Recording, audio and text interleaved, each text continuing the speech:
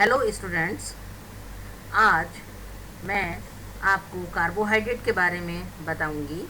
सबसे पहले कार्बोहाइड्रेट क्या है इसके बारे में हम जानेंगे। हमारे आहार में सबसे मुख्य तत्व कार्बोहाइड्रेट होता है।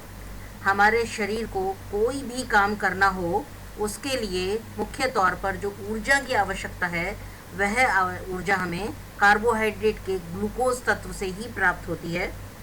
पूरे दिन की दैनिक आवश्यकता की पूरी ऊर्जा का हमें लगभग 70% भाग कार्बोहाइड्रेट के द्वारा प्राप्त होता है। अब मैं बताती हूँ ये कार्बोहाइड्रेट है क्या।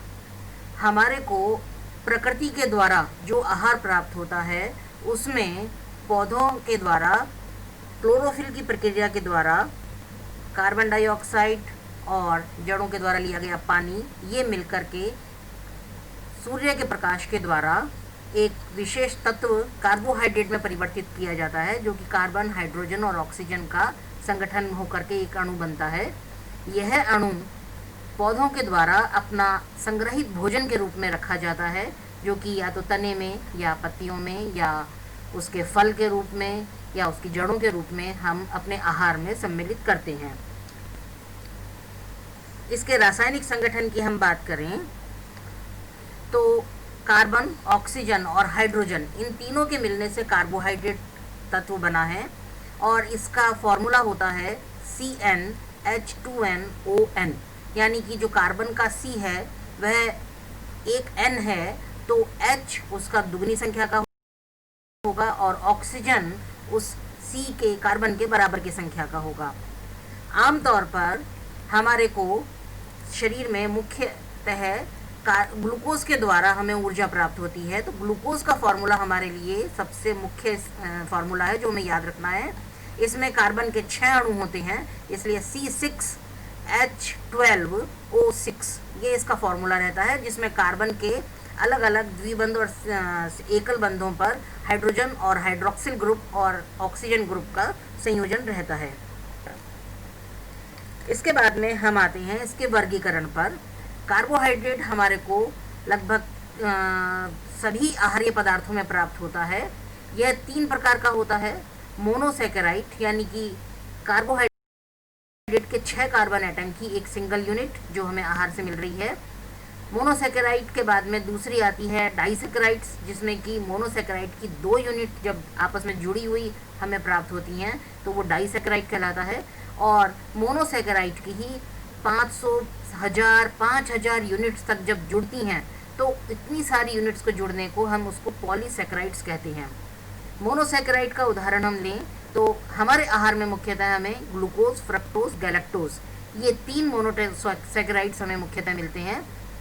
ग्लूकोज जैसा कि अपने ने अभी बात करी ही है, फ्रक्टोज जो अधिकतर फलों में मिलता है और गैलेक्टोज जो दूध के द्वारा प्राप्त होता है। हमें सिंगल यूनिट के रूप में ये प्रकृति में नहीं मिलते हैं। हमारा शरीर इन्हें पचा करके सिंगल यूनिट मोनोसैकेराइड में परिवर्तित करता है। डाइसैकेराइड में मुख्यतः 3 डाइसैकेराइड्स हैं जो हमें आहार में मिलते हैं। पहला डाइसैकेराइड है माल्टोज। यह माल्टोज ग्लूकोज की 2 यूनिट के मिलने से बनता है। एक ग्लूकोज दूसरे ग्लूकोज से जब मिलता है तो वह माल्टोज कहलाता है। दूसरा डाइसैकेराइड है सुक्रोज। सुक्रोज के अंदर ग्लूकोज की 1 यूनिट के साथ में फ्रक्टोज की 1 यूनिट जुड़ती है, इसे हम सुक्रोज कहते हैं। और लैक्टोज के अंदर ग्लूकोज की 1 यूनिट के साथ में गैलेक्टोज जब जुड़ता है तो इसे हम लैक्टोज कहते हैं। माल्टोज के अंदर ग्लूकोज प्लस ग्लूकोज है, सुक्रोज में भी एक ग्लूकोज है, लैक्टोज में भी एक ग्लूकोज है। तो इस तरह से हम देखें कि तीनों ही डाइसैकेराइड्स में एक ग्लूकोज की यूनिट तो सभी में है। माल्टोज की शुगर जो है हमें अधिकतर जो शहद ये अपने दूसरे आहारीय पदार्थ हैं जितने भी जिनमें कि अनाज वगैरह हैं सभी में हमें ये मिलती है। सुक्रोज जो है हमें फलों के द्वारा प्राप्त होती है और जो लैक्टोज है वो हमें दूध के द्वारा प्राप्त होती है।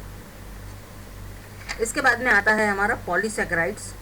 पॉलीसैकेराइड्स के अंदर हमारे को मुख्य तौर पर अनाजों से मिलने वाला स्टार्च जो है वो ग्लूकोज की ही 500 से लगभग 5000 यूनिट के संयोजन से जो बना है अणु वह स्टार्च कहलाता है। इस स्टार्च का स्वाद फीका होता है, हालांकि ग्लूकोज स्वाद में मीठा होता है, पर जब इतने सारे बंध के द्वारा वह जुड़ता जाता है तो उसका स्वाद हमें फीका लगता है।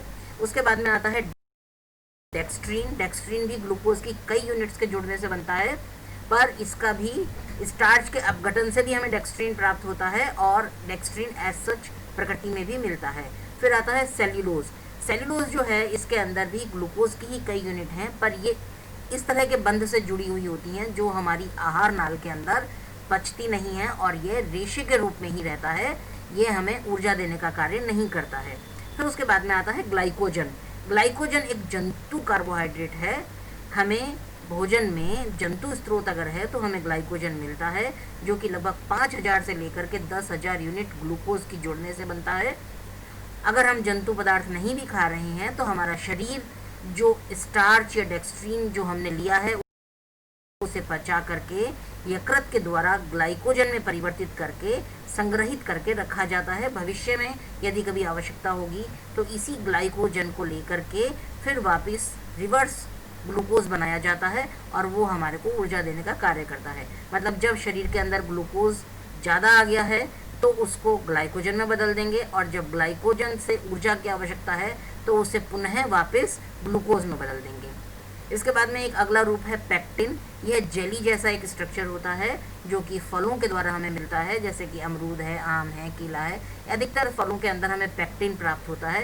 ये पेक्टिन हमारी आंतों के द्वारा पचाया नहीं जाता है और शरीर के अंदर बिल्कुल फाइबर जैसा ही काम सेल्यूलोज जैसे करता है, उसी तरह से पेक्टिन का कार्य है। यह जो कार्य है मुख्यतः हमारे शरीर में आहार नाल के अंदर भोजन की मात्रा बढ़ाने का कार्य करता है, जो कि पच नहीं रहा है। पर जो शेषांत्र हैं या हमारी जो बड़ी आंत हैं जिसमें मल की मात्रा है वह इस सेल्यूलोज और पेक्टिन के द्वारा बढ़ती है, जो हमारी आंतों की एक्सरसाइज कराने का कार्य भी करती है। तो ये आज हम क्लासिफिकेशन तक रुकेंगे। हमारे शरीर में भोजन के द्वारा जो कार्बोहाइड्रेट आ रही हैं उनका हमने आज परिचय लिया है। धन्यवाद।